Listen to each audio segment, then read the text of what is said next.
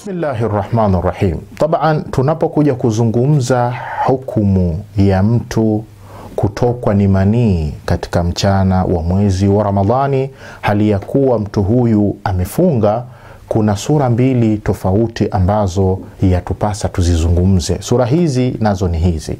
Sura ya kwanza ni kwamba mtu huyu ametokwa ni manii kwa kukusudia, kwa maana ya kwamba yeye ndiye aliyeandaa aradhia au yeye ndiye aliyeandaa ule mchakato mzima ambao umemwezesha yeye kutokwa ni manii katika mchana wa mwezi wa Ramadhani hali ya kuwa amefunga. Tabaan, kwa njia yoyote, labda amefanya masturbation, Mungu atunusuru, au la, ukiachana na istimna, labda amefanya mudaaba kwa mwanamke kwa kukusudia ili aweze kutokwa ni manii. Mtu huyu tabaan, ukiachilia mbali kwamba funga yake imebatilika, bali pia itamlazimu mtu huyu aweze kutoa kafara.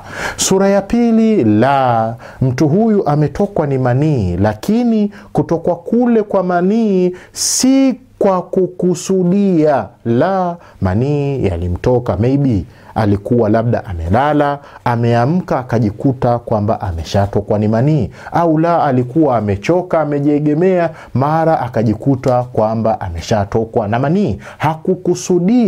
Hakukusudia kutokwa kule na yale manii. Mtu huyu tabaan, saumu yake haitabatilika, itakuwa ni sahihi. Kitakachofuata ni kuenda tukuoga josho la janaba katika hali kama hii. Wassalamu alaikum wa rahmatullahi wa barakatuh.